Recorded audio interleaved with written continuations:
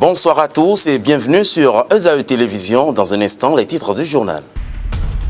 Le réseau Djinoukoun Kopagen donne un cours régional d'Afrique francophone à l'ISBA. Plus de précisions dans ce journal, la 4e édition du Conseil national de l'Alliance Force Cori pour un Bénin émergent FCBE s'est tenue samedi dernier au Palais des Congrès de Cotonou. Et puis en sport, Nathaniel Coty est le patron du roller africain, ceci à travers une assemblée générale élective qui s'est tenue à l'hôtel Azalaï de la plage de Cotonou. Mesdames et messieurs, à nouveau bonsoir. L'Alliance Force Cori pour un Bénin émergent FCBE a tenu samedi dernier à Cotonou son conseil national qui en est à sa 4e édition. Une rencontre qui a mobilisé d'importants acteurs politiques à divers niveaux. Le compte rendu de la cérémonie d'ouverture des travaux, c'est avec Abdelkader Achirou. La liberté d'un cri sonore, chante de premier feu de l'aurore, enfant du Bénin debout, jadis à son appel. Comment négocier le tournant impulsé par le second tour de l'élection présidentielle de 2016 dans la vie politique du Bénin avec l'alternance intervenue au sommet de l'État en avril dernier est la raison fondamentale qui a conduit à la convocation de ce 4e Conseil national des Forces Cori pour un Bénin émergent FCBE. Une préoccupation qui rime avec le thème choisi, quelle forme d'organisation pour une meilleure contribution au renforcement de la démocratie. À cela, il faut ajouter qu'au cours de cette rencontre, il a été également question de faire le bilan du parcours de l'Alliance depuis sa fondation en octobre 2008 à ce jour. Cette 4e session du Conseil national de notre Alliance intervient au lendemain de l'élection présidentielle du 30 mars 2016 qui marque la fin des 2 quinquennats du Dr Boniaï. Vous comprenez donc l'importance de ce conseil qui participe de l'animation de la vie politique nationale et du renforcement de la démocratie et de l'état de droit en construction depuis 26 ans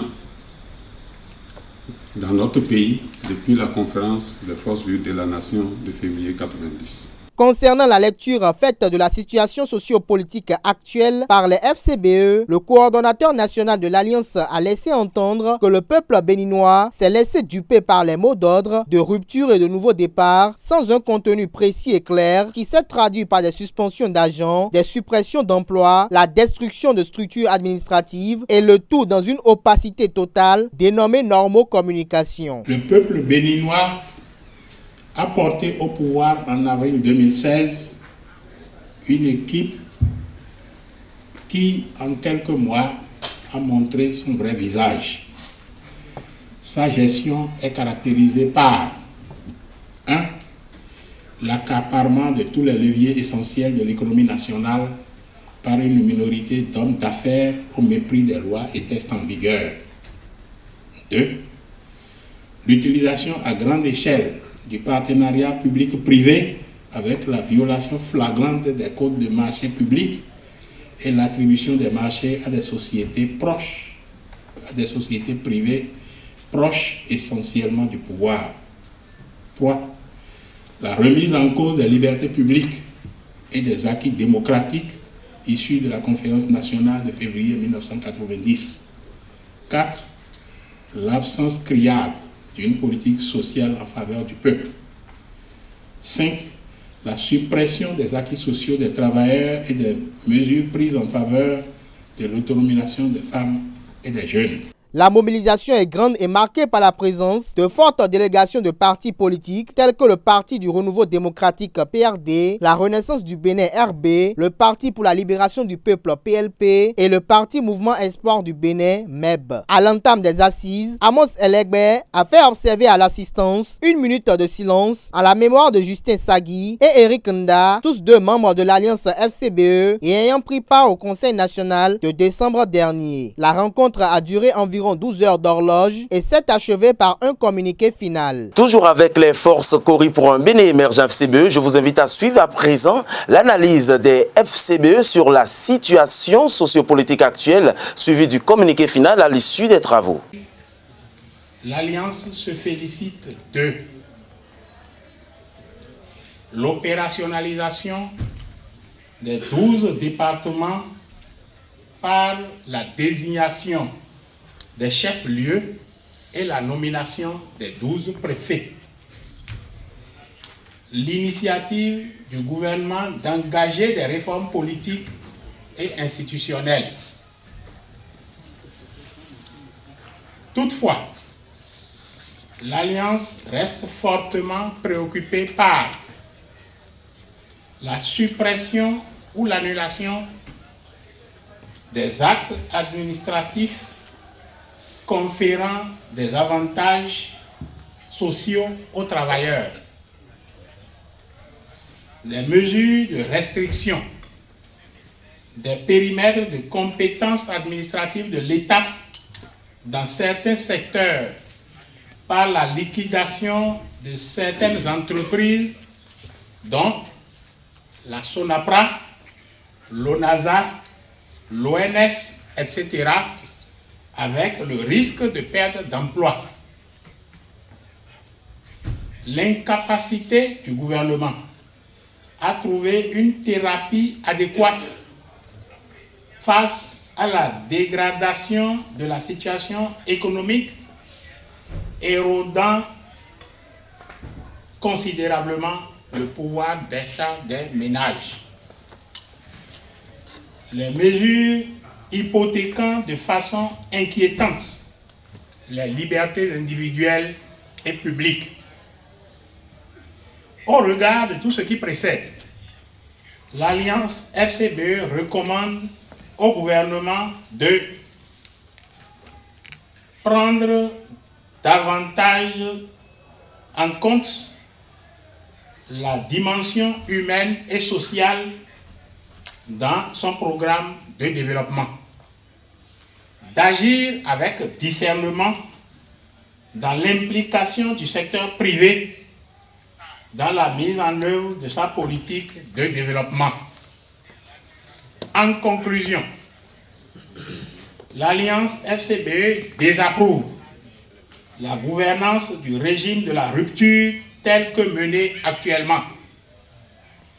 Elle lance un appel à toutes les forces politiques partageant la même vision à se joindre à elle pour constituer une force de proposition constructive en vue de redonner espoir et espérance à notre peuple. Conformément aux dispositions de l'article 33 des statuts, les délégués venus des 4 coins de l'ensemble du territoire national ont pris une part active à cette rencontre pour réfléchir au devenir de cette grande alliance politique de notre pays. Les travaux ont été conduits par un présidium composé comme suit. Président, Eugène Azatassou, coordonnateur national. Premier vice-président, honorable Benoît Degla. Deuxième vice-président, Amos Selegbe. Rapporteur général, Amidou Adamou. Rapporteur général adjoint, Laurent Djigui. Secrétaire, Madame Onif Fade Sophia. La convocation de ce Conseil national s'inscrit dans le cadre de la préparation du Congrès en vue de faire de l'Alliance une organisation politique forte au service de la nation. Au cours des travaux, le Conseil national a présenté ses encouragements au coordonnateur national Eugène Azatassou, aux membres du comité d'organisation du Conseil national, ainsi qu'aux militantes et militantes de nos villes haute campagne. Ensuite, il a adopté une motion de félicitations à l'endroit du docteur Boniyahi, leader charismatique de l'Alliance FCBE, a adopté une résolution sur l'édification d'une alliance politique forte. L'Alliance FCBE désapprouve la gouvernance du régime de la rupture telle que menée actuellement. Elle lance un appel à toutes les forces politiques partageant la même vision à se joindre à elle pour constituer une force de proposition constructive en vue de redonner espoir à notre peuple. Enfin, le Conseil national a retenu de fixer la date du Congrès au premier trimestre de l'année 2017. Il invite en conséquence les militantes et les militantes à se mobiliser massivement pour faire de ce Congrès un succès. Le réseau Djinoukoun-Kopagen donne un cours régional d'Afrique francophone pendant 2 semaines qui a démarré ce lundi 5 décembre sous tutelle du ministère du Cadre de vie et de développement durable à l'Institut des sciences biomédicales appliquées ISBA. L'objectif de ce cours est d'échanger sur l'agroécologie face au système de production agricole dans le monde et en Afrique. Suivez les raisons, les explications du président de Djinoukoun, René Segbenou, à travers cet extrait que nous propose Billy Laibi et Fructueux Amoussou. Depuis la soi-disant révolution verte des années 1950, nous sommes à la poursuite d'une agriculture à haute performance avec des moyens industriels. Nous avons utilisé fertilisants, pesticides et machines sans considération pour les effets secondaires. Nous savons aujourd'hui que beaucoup de ces choses ne sont pas nécessaires, et ne produisent pas de résultats. La monoculture ou les monocultures conduisent à l'érosion du sol, à des champs affaiblis, à la surfertilisation et à l'empoisonnement des eaux souterraines, pour ne citer que cela. Il nous a pris 100 ans, vous entendez?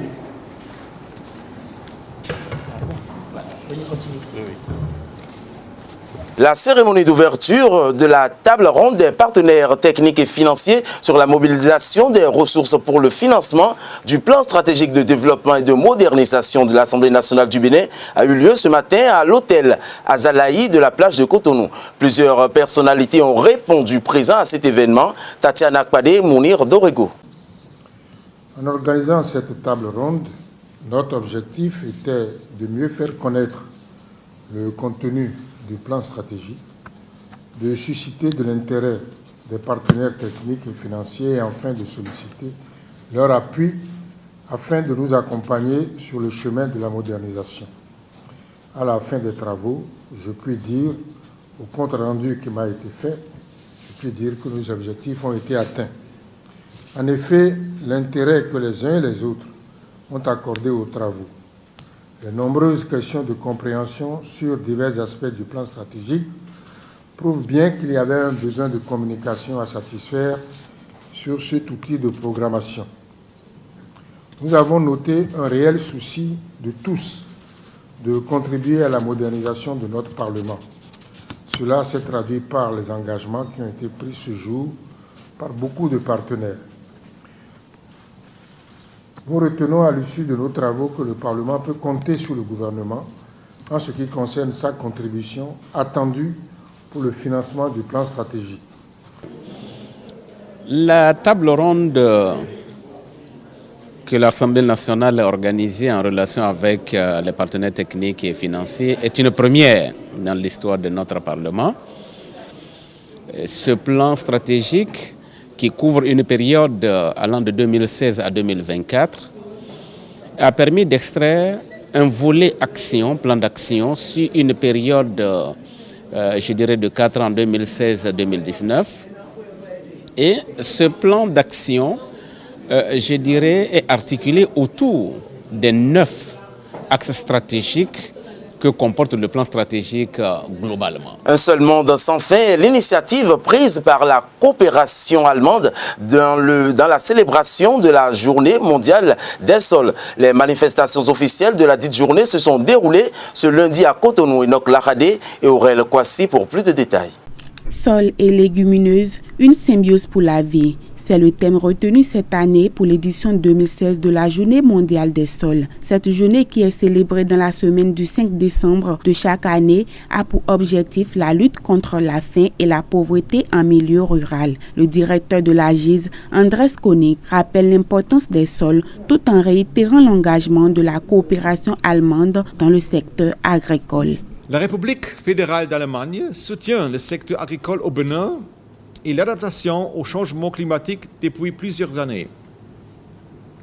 En parfaite complémentarité avec le programme ProAgri, travaillant déjà longtemps avec le ministère de l'Agriculture, de l'Élevage et de la Pêche, les composants béninoises des 5 programmes d'envergure mondiale de l'initiative spéciale Un seul monde sans fin ont triplé cet appui.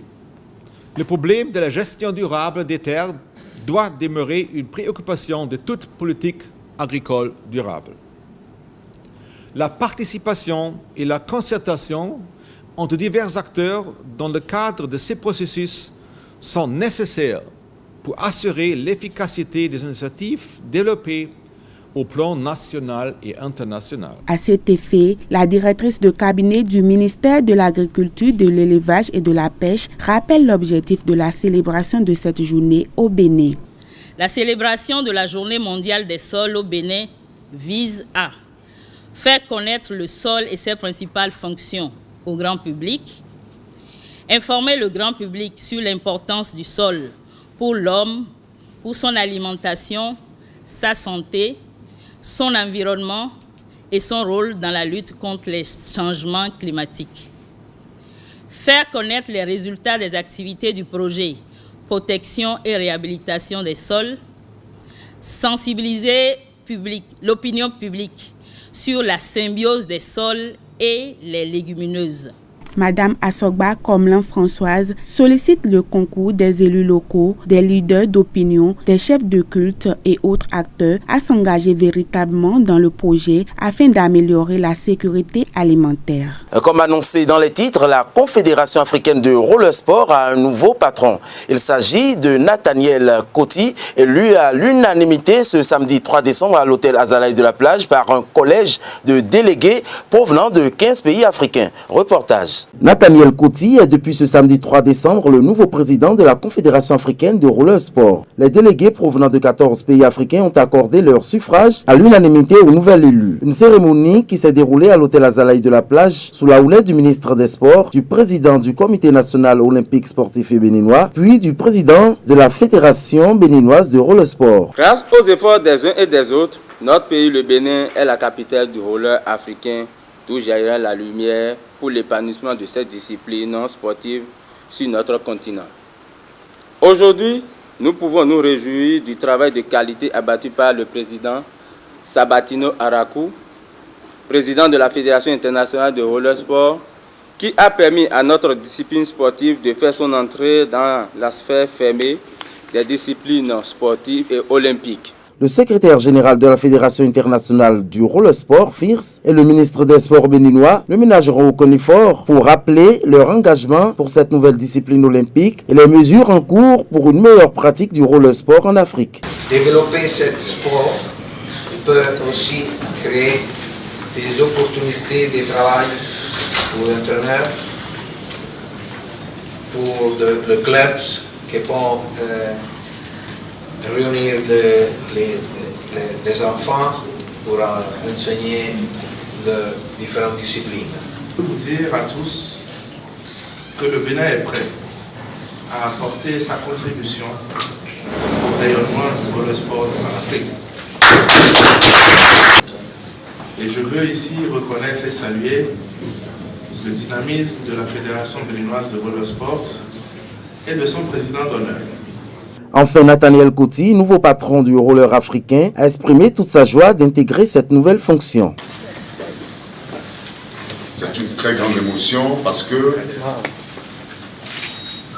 l'Afrique tout entière vient de me remettre, vient de me confier sa destinée pour le roller sport. Je voudrais remercier le Seigneur qui nous a tous créés, qui nous a tous façonnés pour cette grande grâce, parce que c'est une grâce, c'est une élévation que tout un continent a voulu unanimement me confier.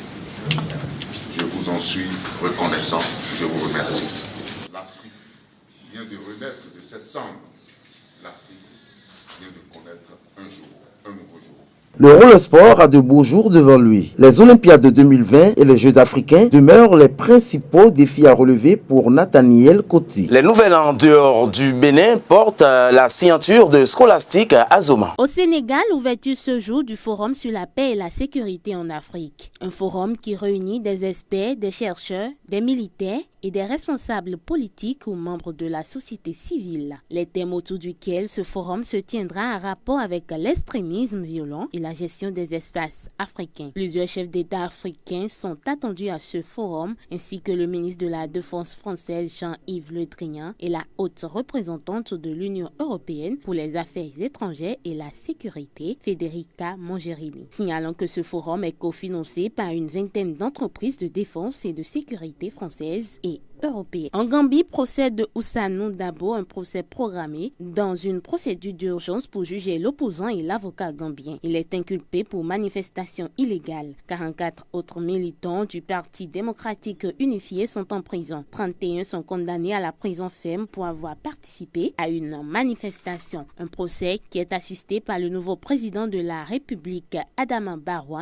Pour certains observateurs, ce procès permettra de réparer une injustice. Rappelons que Maître Dabo a été condamné en juillet dernier à 3 ans de prison ferme. En Italie, le référendum pour la réforme constitutionnelle voulu par le chef du gouvernement italien Matteo Renzi a été massivement rejeté, soit un taux de 70% de rejet. Matteo Renzi avait promis il y a un an qu'il démissionnerait en cas d'échec du référendum. Dans la foulée des résultats, il a déclaré qu'il remettra sa démission au président italien Sergio Mattarella ce jour. Finissons cette page inter par la Syrie. L'armée syrienne progresse dans le courant de la nuit à l'issue de violents bombardements et de combats meurtriers. Les forces pro-Bachar el-Assad se sont emparées de Qadi Askar, un quartier qui était sous le contrôle des combattants rebelles. Cette progression militaire très rapide suit toujours le même déroulement. Un bombardement aérien et tir d'artillerie très important sur les positions rebelles, puis offensif au sol des troupes syriennes et des miliciens irakiens et libanais qui les accompagnent. Merci de nous avoir suivis pour ce point de l'actualité. Je vous retrouve demain, même site, même heure, www.zaetv.com. À demain.